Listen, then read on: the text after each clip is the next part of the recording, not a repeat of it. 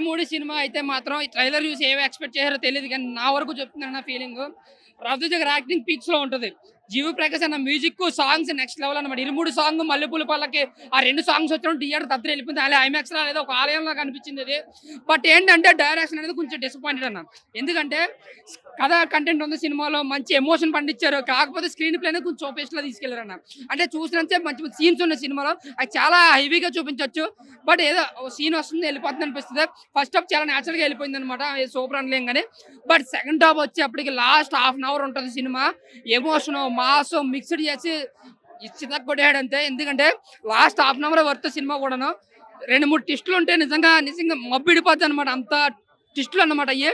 కానీ father and ఎమోషన్తో బాగా పండించారు. లాస్ట్ 20 నిమిషాలు ఎమోషన్ అంటే ఏడవలాగా గొంతు ఆర్చిపోయింది అనమాట, అంత ఎమోషన్ పండించారు. మొత్తం అందరూ ఏడుస్తారు థియేటర్లో.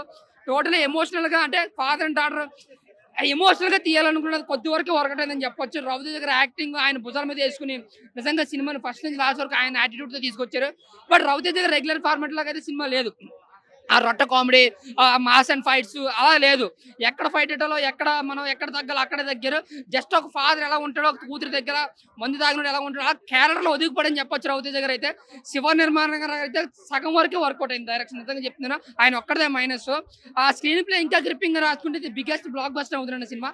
ఓవరాల్ గా అయితే ఫ్యామిలీస్ ఎక్కే అవకాశాలు చాలా ఉన్నాయి, కానీ రెగ్యులర్ గా చూసే యూత్ కావచ్చు, ఆ రెగ్యులర్ ఆడియన్స్ కావచ్చు, కొంచెం డిసప్పాయింట్ అవకాశం ఉంది. సో ఓవరాల్ నా వరకు చూసుకుంటే ఓకే. ప్రీవియస్ మూవీస్ తో పోలిస్తే ఇది బెటర్ మూవీ రవితేజ గారికి. ఇలా ఉంటే చాలా ఆడేస్తుంది అన్నకి. ఎందుకంటే కంబ్యాక్ ఇచ్చాడానికి వచ్చి రవితేజ పరంగా, సినిమా పరంగా అబౌవ్ యావరేజ్ అంతే కదా. ఇంకా టాలీవుడ్ హీరో ఎంట్రీ ఉంటుందేమో చూసాను, బట్ లేదు, అదొక డిసప్పాయింట్. మిగతా సినిమా మొత్తం మాత్రం పిచ్చి పిచ్చిగా నచ్చింది నాకు. నిజంగా థియేటర్లో ఏడుస్తాడు. ఎవడైనా ఫ్యామిలీ కూతురున్నాడు మాత్రం ఖచ్చితంగా ఏడుస్తారు.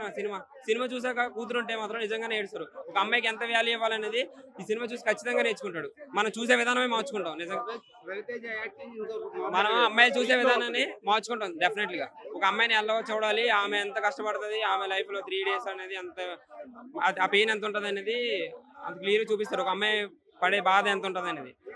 డెఫినెట్లీ సినిమా అన్నకి ఇట్టుపడింది ఈ సినిమాతో.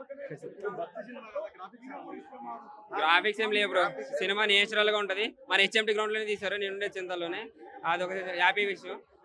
నేచురల్ గా విలేజ్ బ్యాక్గ్రౌండ్ ఎలా ఉంటుందో అలానే తీసారు సినిమా.